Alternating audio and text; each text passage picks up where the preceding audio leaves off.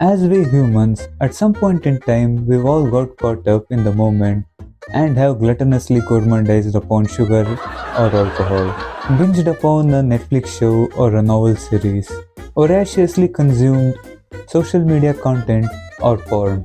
As gullible as we are, we all believed these things would give the same pleasure every time we consume them. But what happened? The more you consumed, the less pleasurable the experience was, regardless making you crave for even more, ultimately causing a kind of addiction.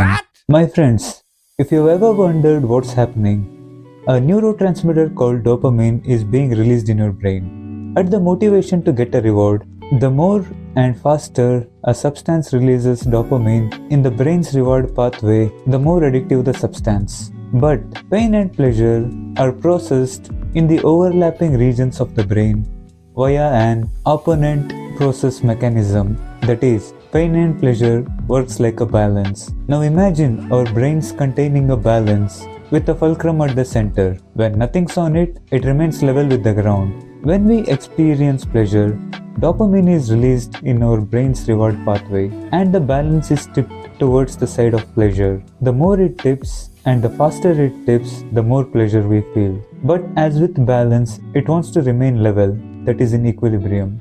Hence, every time the balance tips towards pleasure, a powerful self-regulating mechanism, like a reflex, kicks into action to bring it level again. With prolonged or repeated exposure to the same or similar stimuli, the pain-pleasure balance gets weighted towards the side of pain. Our capacity to experience pleasure gets weaker and our vulnerability to pain gets stronger. When the pain-pleasure balance is tipped towards the side of pain, we relapse, craving for our drug to feel normal.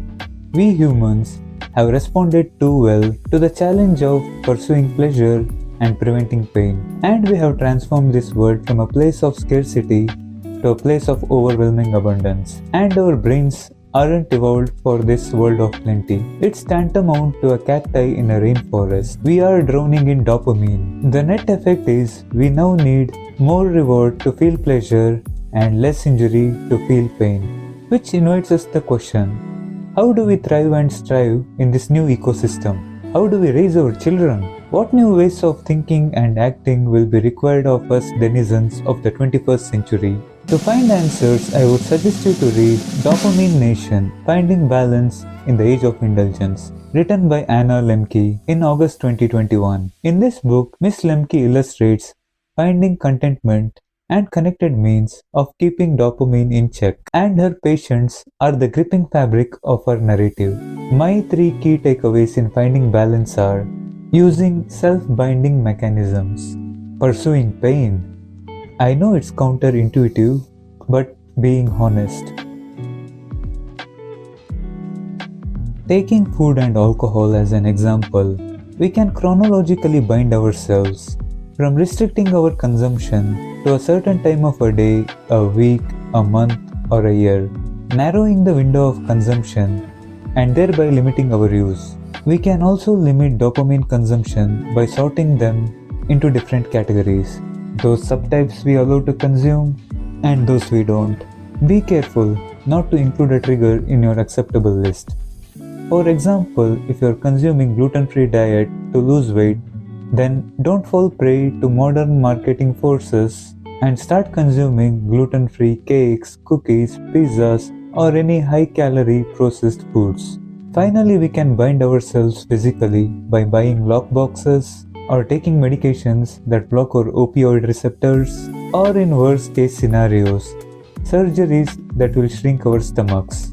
Medications are a great tool, but there is a cost to medicating every human suffering. There is an alternative, which leads us to the second point: embracing pain. What? Embrace pain? Dude, you nuts? Oh, hold on. I know, pursuing pain instead of pleasure is countercultural, harder, and goes against our innate reflex to avoid pain and pursue pleasure. Pain leads to pleasure by triggering body's own regulating homeostatic mechanisms, and the pleasure we feel is body's natural and reflexive physiological response to pain. and the dopamine that comes from pain is indirect and more enduring.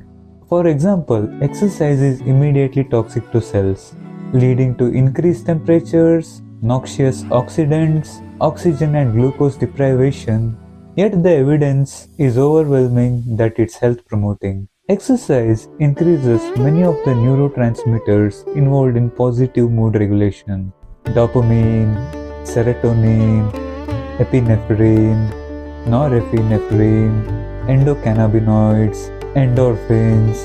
Exercise even reduces the likelihood of using and getting addicted to drugs. But be careful, too much pain or in too potent form can increase the risk of becoming addicted to pain.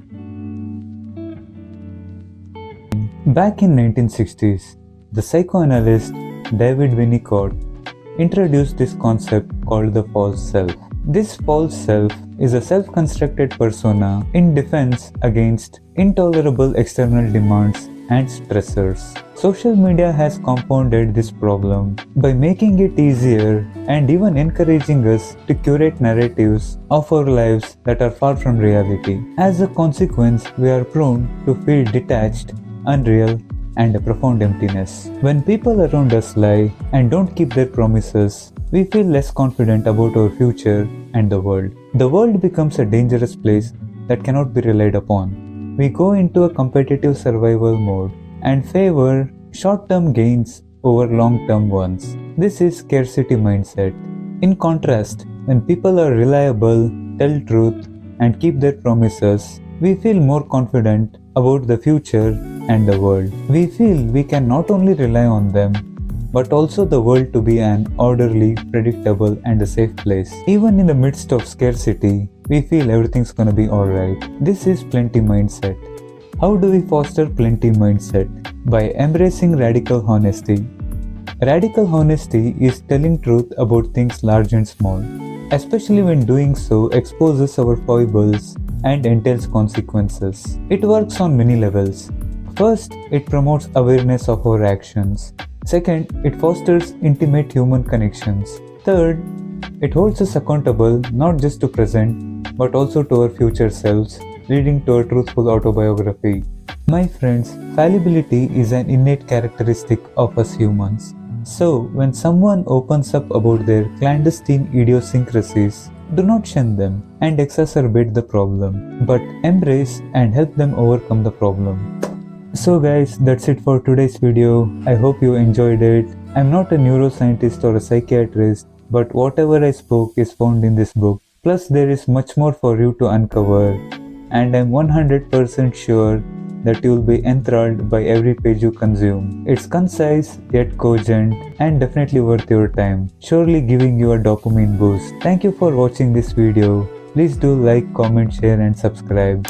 And until I see you next time, happy reading.